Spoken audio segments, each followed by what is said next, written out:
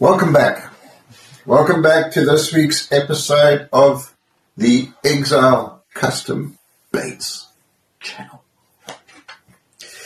Now, those of you that know me will probably be pretty surprised that I have waited until episode 4 to do this week's bait, which is the spinnerbait. And because I say it in loads of other videos that I have made, this is actually my favorite bait to make and to fish. This week's history on spinnerbaits is pretty darn short, guys. And this is what I've been able to find out. The first recorded spinnerbait was the Shannon Twin Spinner, made by a guy called Jesse Shannon, and the year was 1915. So that's a pretty long time ago. It's older than 100 years old. Happy birthday, spinnerbaits. 111 years old. It's pretty old bait, guys, and it's awesome. The original one, obviously, although it looked a little bit like today's spinnerbaits, not really the same thing. From what I understand, it was a bucktail, which is a lead head with bucktail tied to it, like a normal bucktail that you would use today, with 2 arms coming off it, with a single spinner on each arm. So a pretty cool bait when you think about it, for 111 years ago. It is a bait that I love to make and I love to fish, like I've already said. It's available in a lot of configurations. A lot of tournaments have been won with spinnerbaits, particularly in the 70s.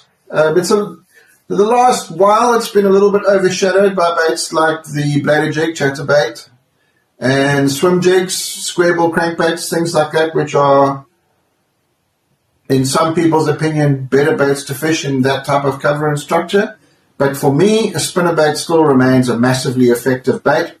And if you are a person that watches tournaments, if you watch the live coverage really carefully, particularly in the pre-spawn tournaments, spawn, and then just a little bit into the beginning of the summer, and then again in the fall, and you look at what's tied on a lot of pros' rods on their decks, you will see that most of them have got a spinnerbait tied on somewhere, because it is a very situational bait that can be used for a lot of different things. Okay, good. So, close-ups. I'm going to show you some of the baits that I make and some of the options that I have. You guys are interested in spinnerbaits, head over to the Bass Fishing Basics channel. I will leave a link in the description below for the spinnerbait episode. And if you're interested at all in doing some projects together with me, maybe getting some custom spinnerbaits made for yourself, hit me up on exilecustombaits@gmail.com. Thanks for joining us, guys. We'll see you next time. Right, here we go. Spinnerbaits. And guys, before we kick this off, all of these baits in today's video are mine because I don't use anybody else's spinnerbaits. I make all my own, and I make them the way I want them. And the way I make them for myself is the way I make them to sell. So, cool. Premium components. These are obviously made from scratch. So I use a couple of different varieties or brands of blades. I do not use Hildebrand blades because they are too expensive. But here we go. So, lead head. I only use Gamakatsu hooks on my spinnerbaits. Wire. Beads to stop the cleavers from going into the arb end of the spinnerbait. Wire. These are my spacers that I make. They are nylon spacers. Ball bearing swivel. Blade. Blade.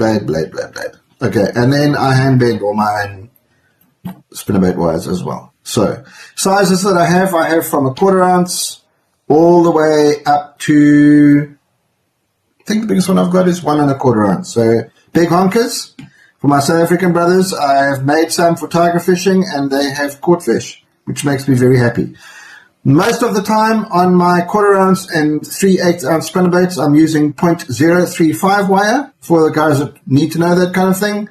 And on the 1/2 ounce and bigger, I use 0.41, and then we get up to the real big honkers, I'm using 0.51. That's the tech specs of my spinnerbaits. I wire tie most of my spinnerbaits. You can see there, they are wire tied. If you like them with skirt going down the shank of the hook, I can do that as well. Most of my 1/4 ounce and 3/8 ounce spinnerbaits are 66 strand skirts, and when I go any bigger than that, I go to an 88 strand skirt because it just looks nice.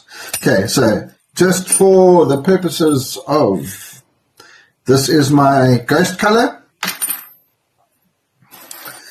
Here's just another example. That's a spot remover. That one is airbrush painted head. That previous one was powder coated, but the airbrush painted heads are clear coated, so they're just as tough.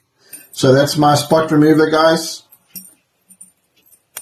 This camera and I are not getting on very well. Here's a nice early season color. It's like fire craw, or whatever you want to call it, my fire craw.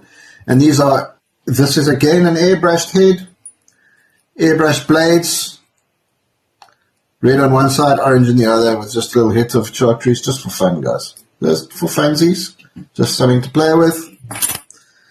And then here is a 3/8 ounce dirty water spinnerbait, just standard configuration, white chartreuse, airbrush painted head again.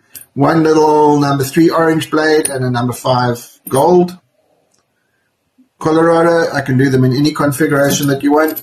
And then we start getting into the more fancy stuff, and this is my bluegill.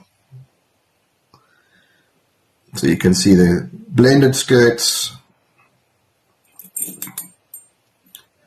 pretty bait. And you can see, guys, I put a lot of love into my baits. I love making them. So I hope you've enjoyed this week's episode, Spinnerbaits, and we'll see you all again next time.